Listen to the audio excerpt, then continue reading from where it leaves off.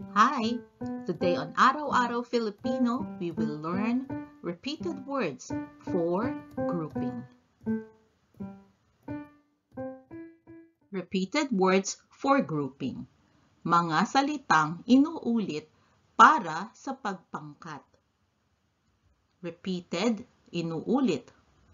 Words, mga salita. For, para sa. And grouping is pagpangkat. What we will use today are number words to express how many of something is in a group or how many of something do we do at a time. For example, one is isa in Filipino. To say things are coming one by one or we're doing things one by one or one at a time, it is isa-isa. How about the number two? Dalawa. To say things come in groups of twos or by twos, or we're doing things two at a time, we say dala, dalawa. So why didn't we use dalawa, dalawa? Why didn't we just repeat the word dalawa? The rule is actually using the first two syllables of a word plus the full word. So dalawa has three syllables. So we use the first two syllables dala and then added the full word dalawa. Three is tatlo. So when things come in threes, by threes, grouped by threes, or done three at a time, we say tatlo, tatlo. Four is apat. To say by fours, things come in groups of fours or happen four at a time, apat, apat. And five is lima. So by fives is lima, lima. Do you still remember what the Filipino words are for the numbers 6 to 10? Let's see. 6 is anim. To say by sixes, anim, anim. 7 is pito. To say group by sevens or seven at a time, pito, pito. 8, walo. By eights, walo, walo. 9, siyam. So by nines is siyam, siyam. And last, 10, sampu. By tens, sampu, sampu.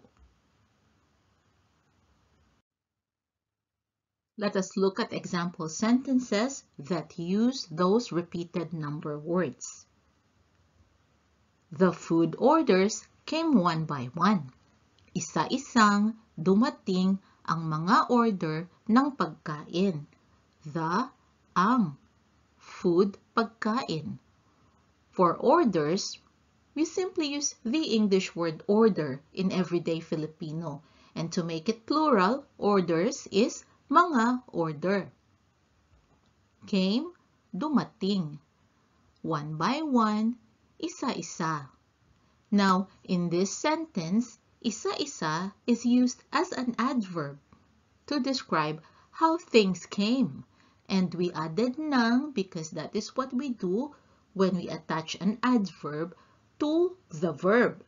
So, for more lessons on nang, I will put the link to those lessons in the description below. One by one is easier for us. Mas madali para sa atin ang isa-isa. One by one, isa-isa. Easier, mas madali. For, para sa. Us, atin. We can cook it one at a time.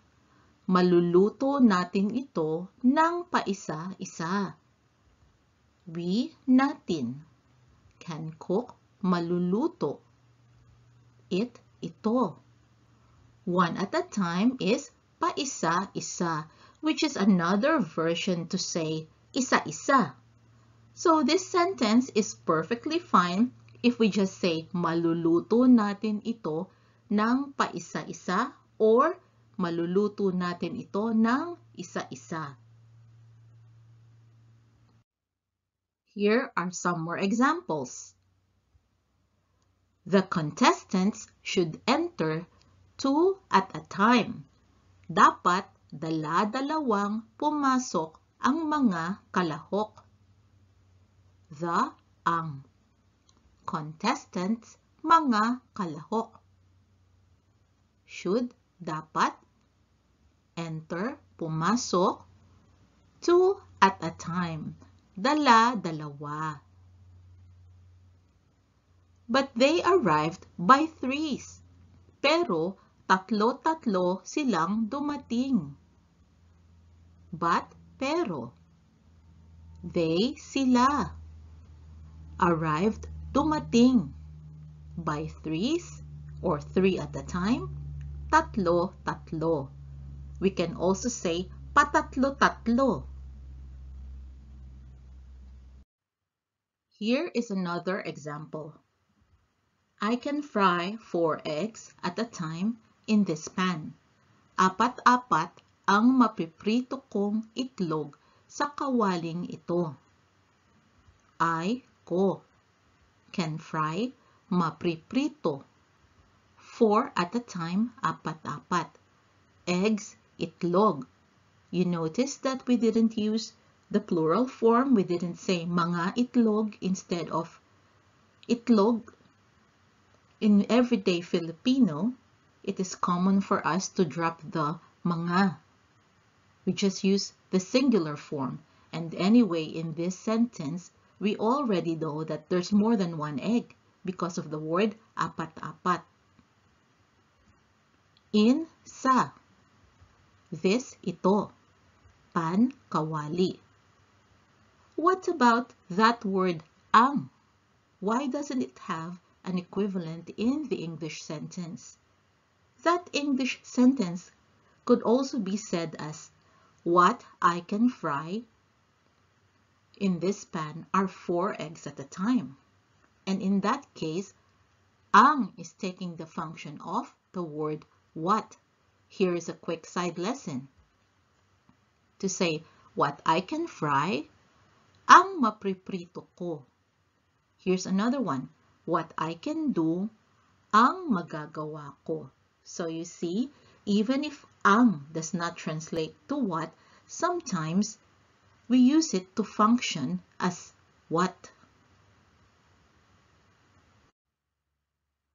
Here is our last sentence in this lesson. I can carry 5 glasses at a time on this tray. 5-5 ang madadala kong baso sa tray na ito. Can carry, madadala. 5 at a time, 5-5. Glasses, baso. Again, we use the singular form instead of saying mga baso. On, sa.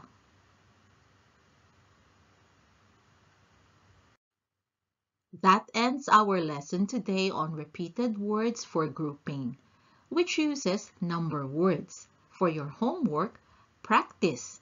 Practice using repeated words for making groupings, for describing groupings in the Filipino language.